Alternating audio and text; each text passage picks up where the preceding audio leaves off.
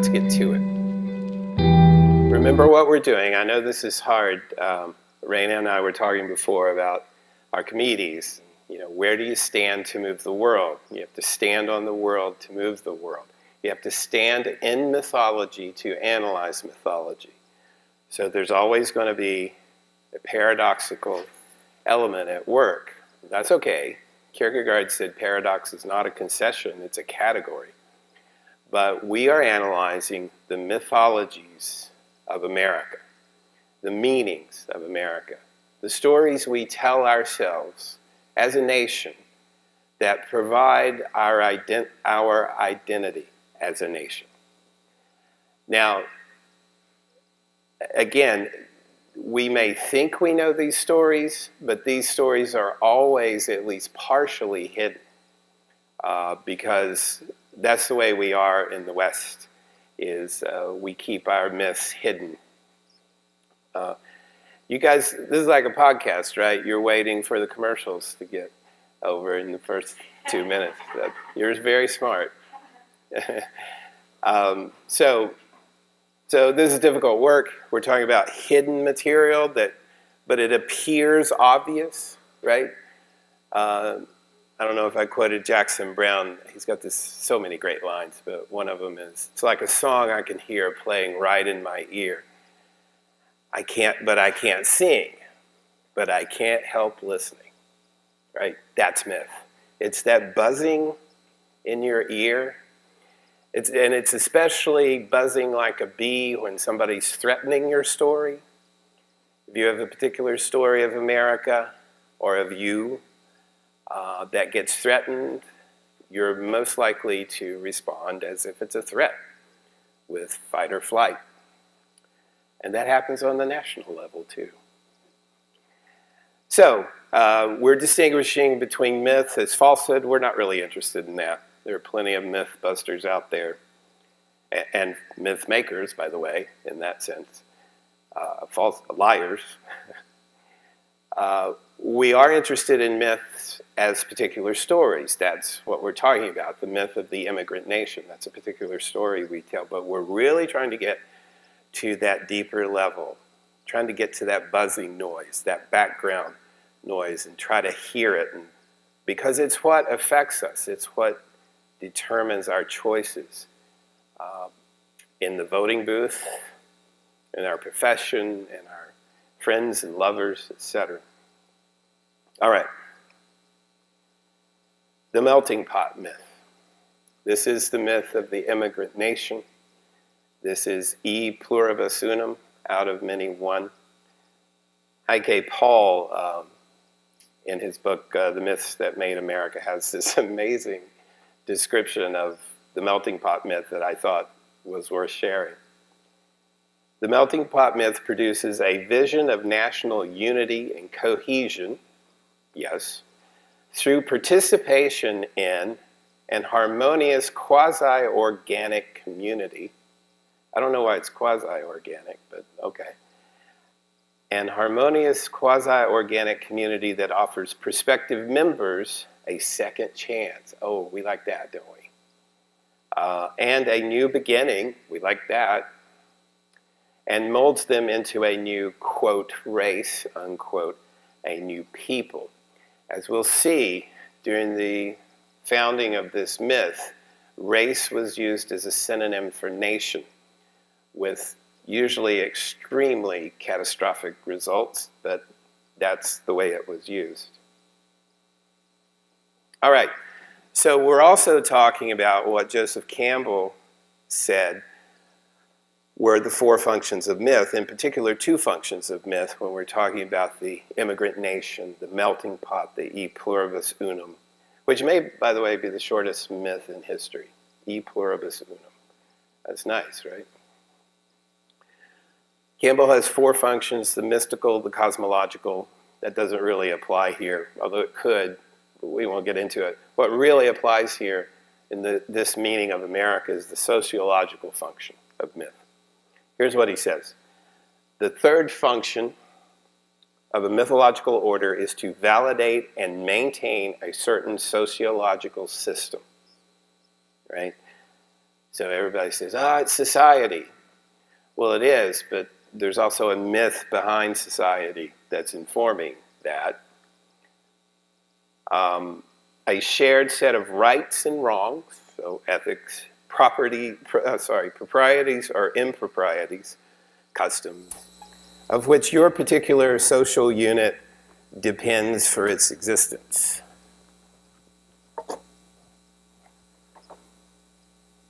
So, yeah, you can study society, but you're really studying myth, ultimately. Or you're not studying it, but that's what's informing and shaping the societal elements. And myth does not exist apart from a culture. It lives in culture the way fish live in water. Myth is invested in a particular set of values found in a particular place. So when we're talking about myth, we're really talking about speech, storytelling, really, on the ground, right? Not some abstract, I mean, we can talk about it in that way, but when we're talking about living myth, we're talking about the stories that are alive and enacted and on the ground, all right? Not in theory or in the abstract. Which is, oh, look at that. That's what I said in my last bullet point. How nice. There's also the psychological function, which you can imagine. The fourth function of myth is psychological, that myth must carry the individual through the stages of his or her life, from birth through maturity, through senility to death. The mythology must do so in accord with the social order of his group, the cosmos as understood by his group. Notice how group keeps coming back here because the psychological function is dependent on sociological function. And the monstrous mystery, which is the ultimate thing that myth is pointing to. And we have plenty of this psychological function in America, one of which is on the Statue of Liberty, the poem by Emma Lazarus. Give me your tired, your poor, your huddled masses yearning to breathe free, the wretched refuse of your teeming shore. Send these, the homeless, the tempest-tossed, to me. I lift my lamp beside the golden door. It almost sounds like irony today in 2017. Formation of the melting pot myth comes from a Frenchman, J. Hector St. John de Crevecoeur, Letters from an American Farmer. 12 letters written in the voice of a fictional narrator, a Frenchman in America, like Crevecoeur, back to an English gentleman. And he describes the colonies as they were in 1760, published in 1782. I'd like to give you a flavor of the texts. So, 1760, so before the formation of the government, right? Crevecoeur hears a Frenchman's understanding of this country. What then is the American, this new man? He is either a European or a descendant of a European, hence that strange mixture of blood, which you will find in no other country. I could point out to you a family whose grandfather was an Englishman, whose wife was Dutch, whose son married a Frenchwoman, and whose present 4 sons now have 4 wives of different nations. He is an American who, leaving behind him all his ancient prejudices and manners, receives new ones from the new mode of life he has embraced, the new government he obeys, and the new rank he holds. He becomes an American by being received in the broad lap of our great alma mater, or our mother. Here, individuals of all nations are melted, there's where we get the metaphor, into a new race of men. See, race is nation, but that's how they thought then. Whose labors and posterity will one day cause great changes in the world. Americans are the Western pilgrims who are carrying along with them the great mass of arts, sciences, vigor, and industry, which began long since in the East. They will finish the great circle. The Americans who were once scattered all over Europe, here they are incorporated, sorry, here they are incorporated into one of the finest systems of population which has ever appeared, and which will hereafter become distinct by the power of the different climates they inhabit. The American ought therefore to love this country much better than that wherein either he or his forefathers were born. Here the rewards of his industry follow with equal steps the progress of his labor. His labor is founded on the basis of nature, self-interest. Can it want a stronger allurement? Wives and children, who before in vain demanded of him a morsel of bread, now fat and frolicsome, gladly help their father to clear those fields whence exuberant crops are to arise to feed and clothe them all, without any part being claimed either by a despotic prince, a rich abbot, or a mighty lord. Here religion demands but little of him, a small voluntary salary to the minister, and gratitude to God. Can he refuse these? The American is a new man who acts upon new principles. He must therefore entertain new ideas and form new opinions. From voluntary idleness, servile dependence, penury, and useless labor, he has passed to toils of a very different nature, rewarded by ample subsistence. This is an American. That's pretty cool, right? I mean, that's pretty amazing. That's at the birth of the country and at the birth of the melting pot myth. You probably already know there are problems with the melting pot myth. Who's in the pot exactly? Who's outside the pot doing the melting? What exactly is being melted down? Is it your actual ethnicity and heritage? And what's supposed to be the result? I love that image. That's an alloy cable, a cable made of metal alloy, which is, again, the metaphor where you combine metals and you create a new metal. Okay, so it's an analogy. All analogies fail. They're supposed to fail. Otherwise, they'd be the thing. You wouldn't be talking about an analogy. You'd be talking about a thing. Fine. And you may have heard people prefer salad. We're a salad. You heard that? Okay. All analogies fail.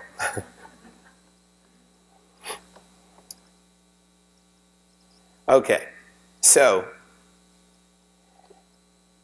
here's how the melting pot myth has been contested.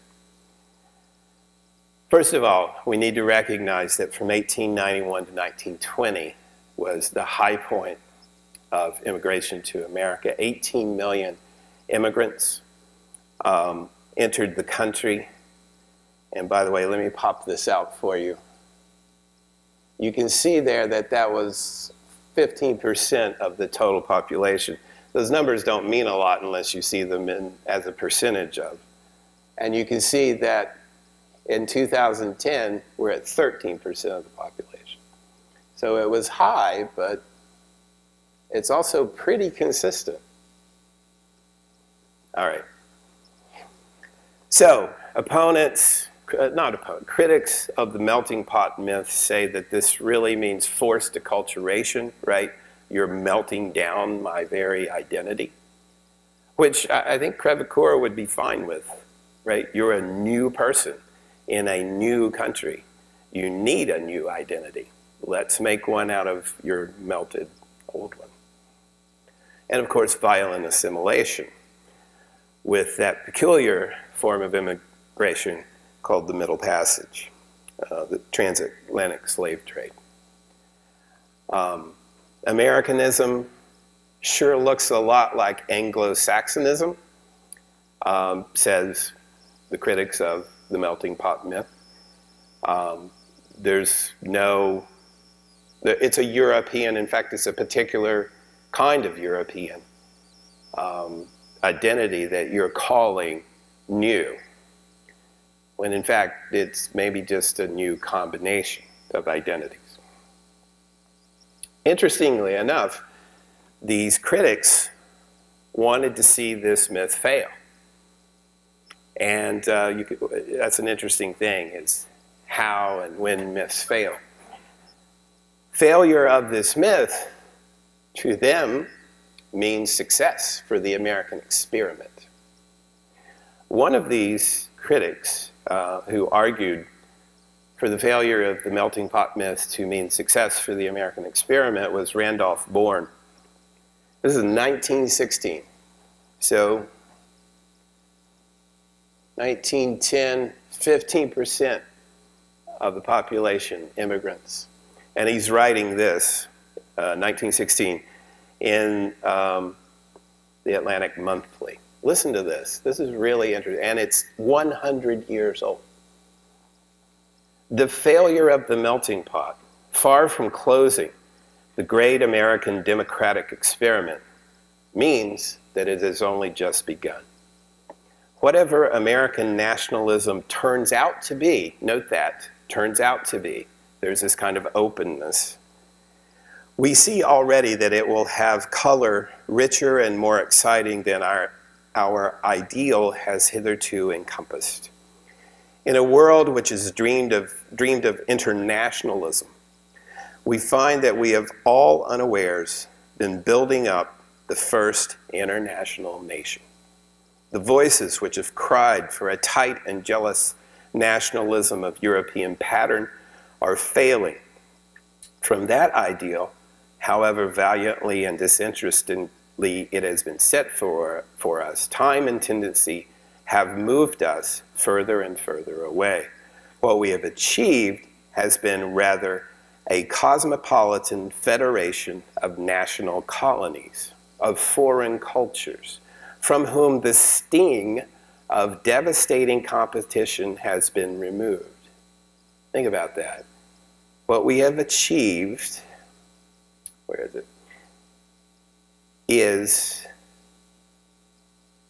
is a cosmopolitan federation of national colonies. I don't like the word colonies, but it was 1960, of foreign cultures, from whom the sting of devastating competition has been removed.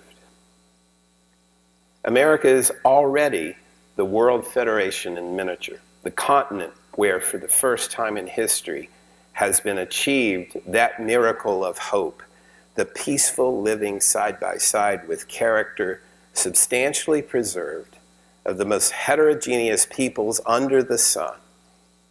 Nowhere else has such contiguity been anything but the breeder of misery. I think he's looking at Europe. Here, notwithstanding our tragic failures of adjustment, the outlines are already too clear not to give us a new vision and a new orientation of the American mind in the world. 1916. That was the vision of some people. Okay, so the question here, as you know, is what makes a nation? What are the common bonds that make a nation? Well, I mean, there are plenty of candidates. Language, English only, laws, religion, economics, politics, enemies, we're not them, let's go kill them. Anybody know who that is in the image? Yeah, it's all right, it's pretty obscure. That's Dred Scott. Oh, I see some nods now. Yes, 1857 Supreme Court decision that answered one of these questions, in the negative at least. What makes a nation? Not slaves nor their descendants. The Dred Scott decision was that it was 1857, so it was obviously the descendants of slaves who had been brought from Africa could not, by virtue of being born in America, some 200 years or less after their ancestors were taken did not deserve citizenship. Of course, that was overturned, thank God, but that was the law of the land. And you'll not be surprised that 4 years later, there was a great civil war. All right, what are we talking about? We're really talking about e pluribus unum, which is kind of a philosophical problem, right? Out of many, one. So this goes back to the pre-Socratics, actually. What's the relationship between the one and the many? It also goes to Star Trek, but we're not going to go there. And I know you're thinking that, right? Spock and Kirk. Star Trek II, Wrath of Khan. Okay. Plato, of course, is going to emphasize the one. And as often happens when you emphasize the one, the many suffer. And so for Plato, there is one truth, and it is unchanging. One reality, I should say, and it is unchanging. Okay, what does that mean? Well, it means that you are living in corruption. You are living in change. Therefore, you are going to die. Your body's going to dissolve. You're living out of the truth by definition. You're in the world. All you can do is hope to escape the world. This is a form of Gnosticism as well. For Plato, the only way out is through your reason. You must think your way to the one, which he called the forms. There's also Aristotle, who took the opposite point of view. You find your way through the many. And if there's a one behind the many, fine, but all we have is the many, and we're going to start with the many. And of course, Plato found the one, the unmoved mover. But as he said, no universals except in particulars. Yeah. He found the unmoved mover. He found the source, Aristotle did. He worked his way back to the source eventually. So, for example, I mean, it's not very satisfying. He said the universe is always in motion. How did it get put in motion? A mover, capital M mover, put it in motion, who itself cannot be moved. Right? Not that satisfying. But it solves the problem, theoretically. So it's about the same difference. It's about what we count as similar. Is this chair similar to the perfect form of the chair that exists in the heavens that's so far above us because we're corrupt? What's the relationship between the two? Right? For Plato, not much of a relationship at all. For Aristotle, yeah, but you need a lot of other chairs to understand chairness. Right? I'm actually getting somewhere with this, believe it or not. Yeah, it's about stasis versus flow. So notice that Plato, who's concerned with the one, is also concerned with stasis, the unchanging. To change is to be corrupt, according to Plato. The truth, the ultimate reality, does not change. It is static. And I'm asking you to think about this in terms of the immigrant nation, of course. What is a nation? Is a nation static or is it dynamic? Flow is movement. As Aristotle said, everything is in motion. Sure, maybe there's an unmoved mover somewhere, but it doesn't really matter because we're moving even as we talk about this, right? What is a nation? Is it flowing? Is it open? Okay, there are critiques of both of these, but generally, the static approach, the nation as closed, and I mean that closed in many ways, is a conservative viewpoint. And I'm not even being political there, I'm just being etymological. To conserve something means to keep it from changing, right? So the conservative, broadly put, viewpoint is to stop the change. Sure, maybe there's a hypocritical element if you're an Englishman in New York in 1859 and you hate the Irish coming in. That's okay, because you have now found the one, you see, and they're the many. So you got to keep the one static and unchanging, and the many, the corruptible, out. Progressive, on the other hand, again, etymologically means to keep moving forward, to keep the nation and the definition of the nation open. Well, that's a hard thing, right? It's hard to live in time. It's hard to live in flow. But Heraclitus said all things flow. But it's still a philosophical problem. How do you define something that's moving? Right? How do you? Other than to say it's moving, which means you're going to have to redefine it. Well, anyway, I don't want to get into that. But meaning in the flow model is achieved, well, in fact, in all models. Meaning is achieved only through difference.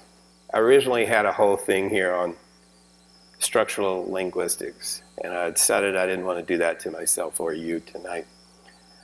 So I cut it in interest of time, but if you're interested, sometime we can talk about linguistics and how meaning happens in communication. For thousands of years, since Plato and Cratylus, his dialogue Cratylus, we thought that words were anchored to the things, right? The chair connected to the chairness. A Swiss linguist named Ferdinand de Saussure showed pretty definitively that that's actually not how words and communication works. Words work by being different from one another. Difference makes meaning. Cat is a different word from hat because it looks different. And that's how the system works. Again, I don't want to inflict that on you. You can ask about it in the question period if you want. But I think you know the gist behind it is that, imagine a deck of cards with all aces of hearts. What's the point of that, right? What would you do with that? There's no difference in the system. Imagine a traffic light that was green, green, and green. Systems don't work like that.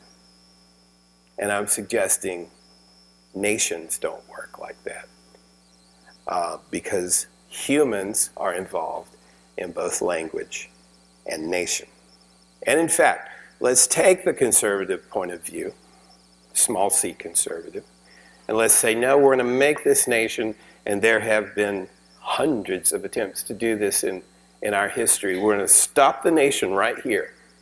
Okay, it stops right here. All right, we'll let the Irish in, but no more. We're going to stop right here. This is our nation.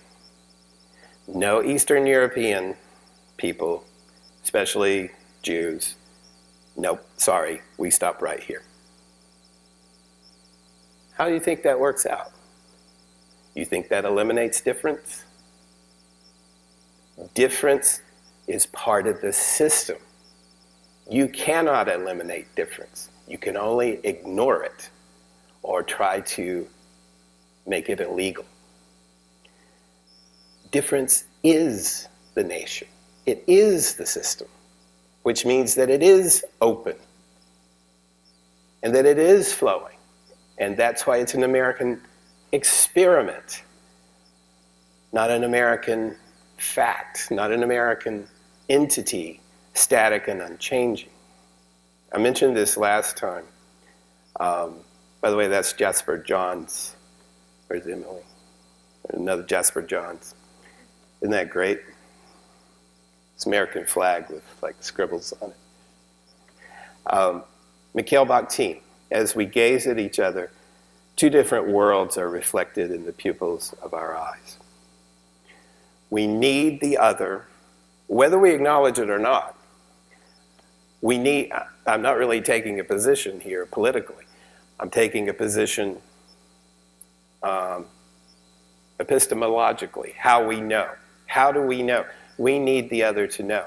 So imagine two people sitting at a table, facing each other, and they look across and they see the person, and they see what's behind the person, and that person can't see what's behind her, and so she needs that person to fill in. Bakhtin calls it consummate her world, to see the whole world, because you can't see the whole world alone. You can't. You need the other, right? And that also implies dialogue, right? You have to share what each is seeing. And remember, you're seeing different things, all right? So it's really two worlds coming together, merging, and that is very much like America. That is America. The difference is in the system. You can't eliminate the difference. Though we try, so many stories we could share. But I want to tell you one you may already know. It happened in 1939.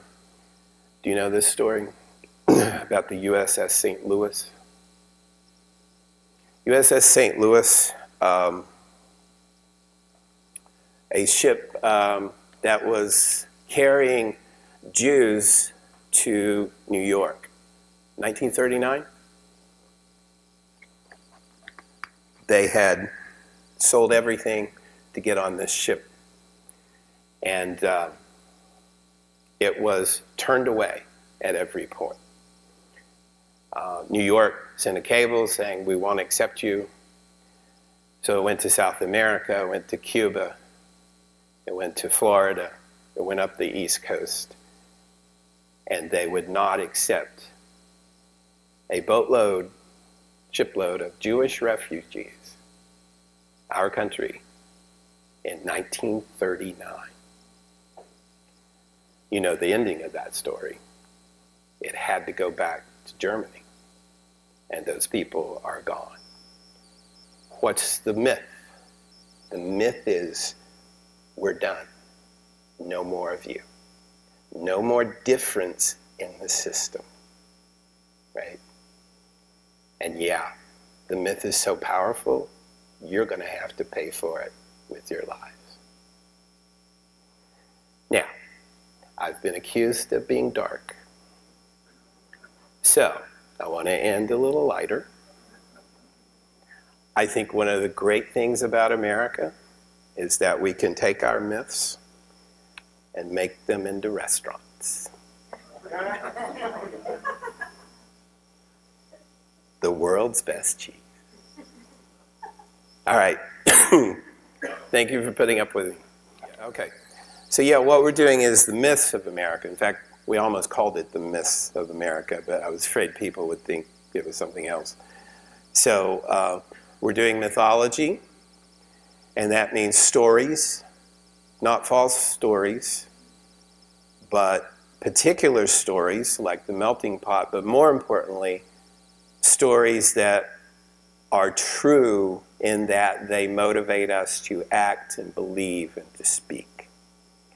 These stories are difficult to unearth within us individually and within us as a culture. They are therefore almost always hidden, but nonetheless very active, because we get pissed off when you start messing with our myths. Yeah. Yeah, okay, so I'll stop there. We also talked about the sociological function of myth, which is to form groups, including nations, and the psychological function of myth, which is to provide an identity within the group. How's that? Okay. Sure, Stephen. I want to know more about that linguistics thing that you skip over. All right. So again, Plato's Cratylus, and for thousands of years, the idea was that a word was actually participating in the reality of the thing. Now, I know Plato was brilliant and all that, but that's really stupid, right? But how can a word participate in the reality of the thing it represents? How can the letter C-A-T, well, it wouldn't be that in Greek, but how can the letter C-A-T participate in catness, right? How do those letters become an annoying four-legged creature, right? They don't, but we believe that for many years. And there's a reason for that, and it has to do with religion. In the beginning was the Word, and the Word was with God, and the Word was God. And so we've got this logos notion, this notion as Word, as ultimate reality, and also communication device. Yeah, the Greek letters and the Greek sounds, which Plato would do. He would totally do that. The only language is Greek.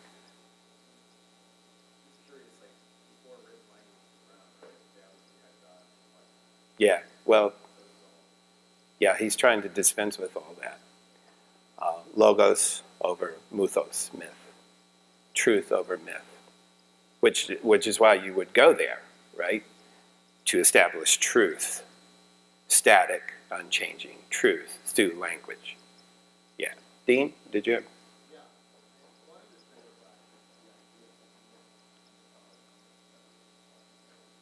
I'm sorry, I can't quite. Okay. Yeah, yeah. Which is why we're talking about words, yes.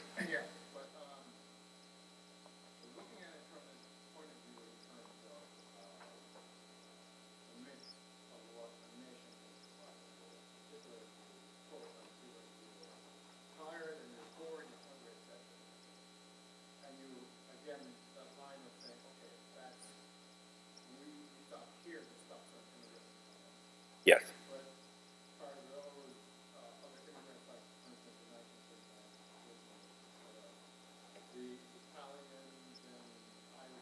Yes.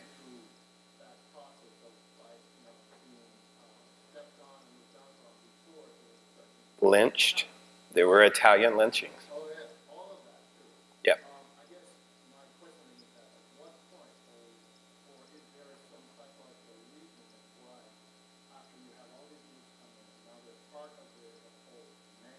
Yeah.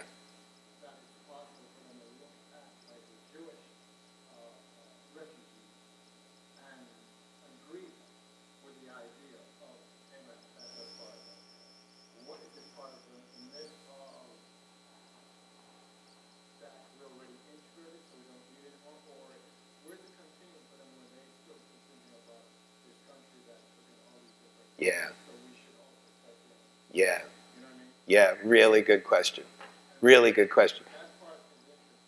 It's fascinating. So what would be some of the markers you would want, right? If you're say you're an Irishman who's come over and you haven't been killed or conscripted into the Civil War or into indentured servitude, let's say, okay, you're in New York, you're okay, you're alive.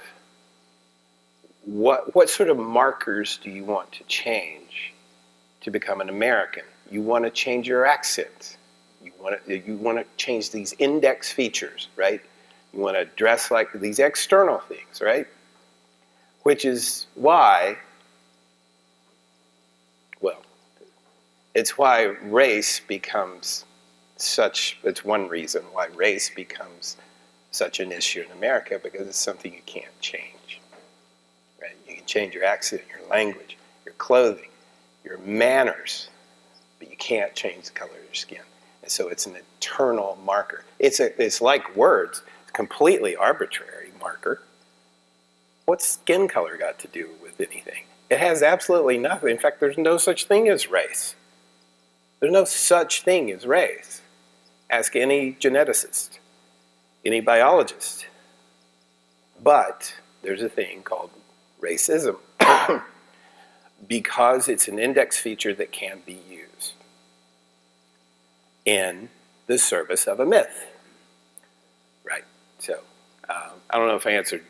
Did I? Yeah, but I mean, it comes back close to, I think also sort of, again, going back to the legacy from the American farmers and the fact that for, and this, each one of those was clear that the way for him also, I would say, is really thinking more Anglo-Saxon. Yes. He's thinking more Europe. And Yeah. and the race is not, there is nowhere in that language that he talks about any other geographic area besides Europe. Right. That's right. That's right. That's right. That's an excellent point that I didn't get to, which is how do we treat native people in this myth? You don't want to talk about native people in the immigrant nation because that makes you the immigrant, right? And of course, the African American, right? I mean, okay, forced immigration? Wait, what? How's that work?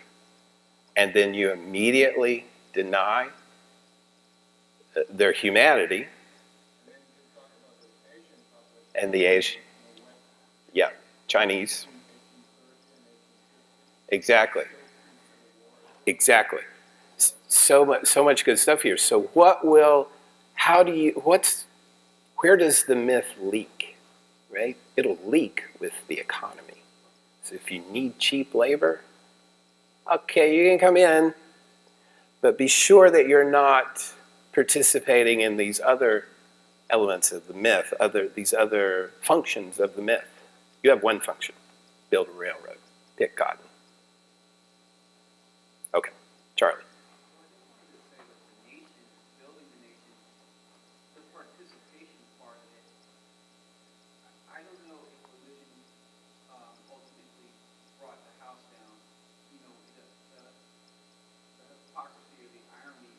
Yeah.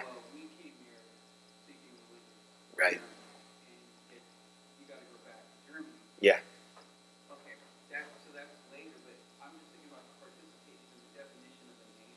Right. Right.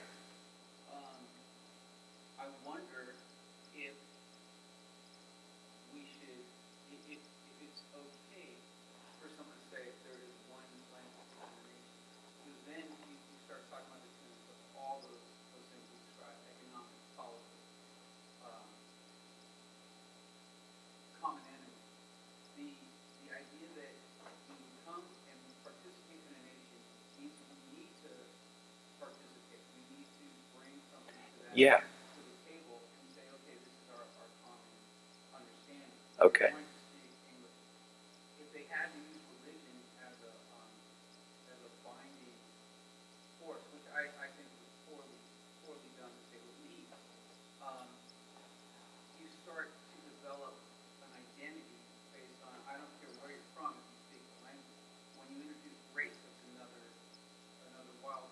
Right.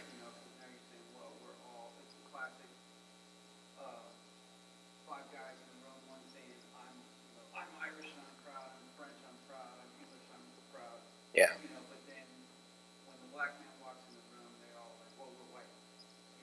Yeah.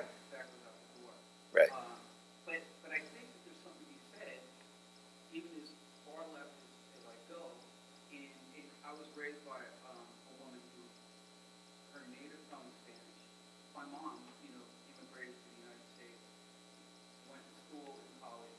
I didn't know that.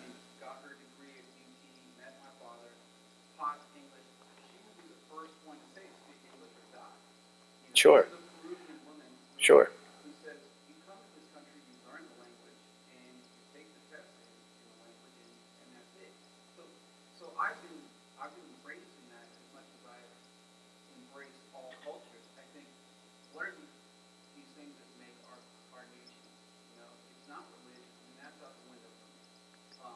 Yeah. Yeah. Yeah. Does it include the Dred Scott decision? Does it? That was a law that defined someone as outside.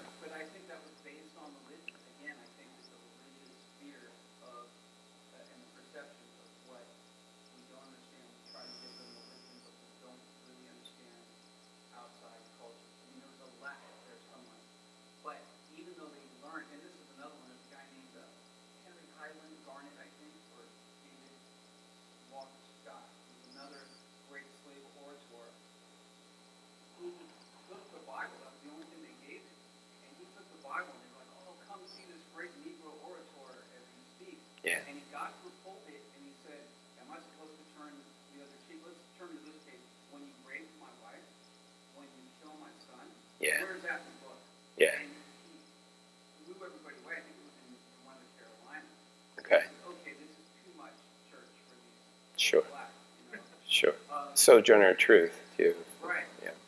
So what do we have to participate at a certain level, and what does that mean? Yeah, exactly. That's what I'm saying. Where do we decide? Do we have to decide? Does our decision have to be final? That's all I'm saying. Well, we're beyond either. You know, it's never going to. We're never going to put it back together. Right. So Well, we it's, need law. you're right. It's not going to be religion. I don't think. We have a great constitution. Exactly. And that's why it's open. America is an open totality. It's a paradox, right? Feel free to disagree with me, but if you disagree with me, I'm going to ask you what America is. Is it what holds it together and makes it a nation? And that in itself determines immigration, right? And who is not America. I think fear is holding us together. And it's unfortunate. You know. Well, that's always worked well for us, hasn't it? Yeah. But do you want to elaborate on that, or are you just kind of moaning out loud? I mean, I think we're building a wall because people are afraid of what's coming, right? Yeah, the wall is one of the most mythological things we've done in America since the founding. I mean that because it has no practical use, it has symbolic use. And